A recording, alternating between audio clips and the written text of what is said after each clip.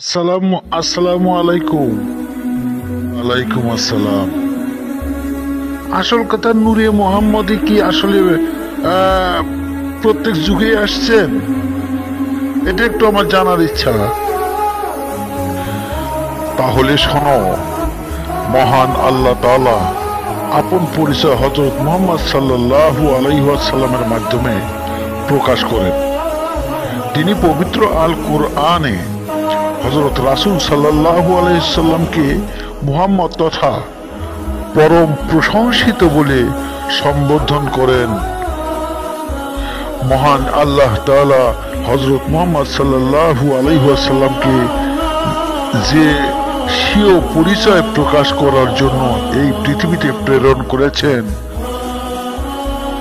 এবং করবেন, এ কথা তিনি সৃষ্টি শুরুতেই সমস্ত নবী রাসূলকে অবহিত করেন, তাকে সাহায্য করার অঙ্গীকার গ্রহণ করেন। এ প্রসঙ্গে পবিত্র আল কুরআনে ইরশাদ হয়েছে, স্মরণ করো যখন আল্লাহর নবীদের অঙ্গীকার নিয়েছিলেন যে তোমাদের কিতাব ও হিকমত যা কিছু দিয়েছি, অতঃপর তোমাদের কাছে যা আছে তার সমর্থক রূপে যখন একজন রাসূল মুহাম্মদ সাল্লাল্লাহু আলাইহি সাল্লাম আসবেন, তখন তোমরা অবশ্যই তার প্রতি ঈমান আনবে এবং তাকে সাহায্য করবে। আল্লাহ বললেন, তোমরা কি স্বীকার করলে এবং এ সম্পর্কে আমার অঙ্গীকার কি তোমরা গ্রহণ করলে? সকল নবী রাসূল বললেন, আমরা স্বীকার করলাম। আল্লাহ বললেন, তবে তোমরা সাক্ষী থাকো এবং আমিও তোমাদের সাক্ষী থাকলাম। 3 নম্বর সূরা আলে ইমরান 81 নম্বর আয়াত।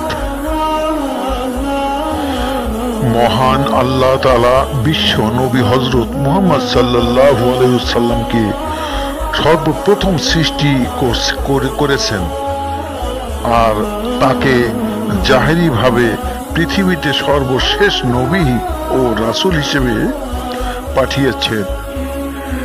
বিশিষ্ট সাহাবী হযরত জাবের রাদিয়াল্লাহু তাআলা আনহু বলেন, আমি একদা আরজ করলাম, ইয়া রাসূলুল্লাহ, আমার পিতামাতা আপনার জন্য উৎসর্গ হোক। সমস্ত বস্তুর পূর্বে সর্বপ্রথম আল্লাহ তাআলা কোন বস্তু সৃষ্টি করেছেন? হযরত রাসূল সাল্লাল্লাহু আলাইহি সাল্লাম ফরমান, হে জাবের, আল্লাহ তাআলা সমস্ত বস্তুর পূর্বেই সর্বপ্রথম স্বীয় নূর হতে তোমার নবী নূরকে সৃষ্টি করেছি। হযরত মুহাম্মদ সাল্লাল্লাহু আলাইহি সাল্লাম ফরমান, আদম যখন পানি ও কাদার মধ্যে ছিলেন তখনও আমি নবী ছিলাম। অর্থাৎ যখন আদমে কোনো অস্তিত্ব ছিল না, তখনও হযরত রাসূল সাল্লাল্লাহু আলাইহি সাল্লাম নবী ছিলেন।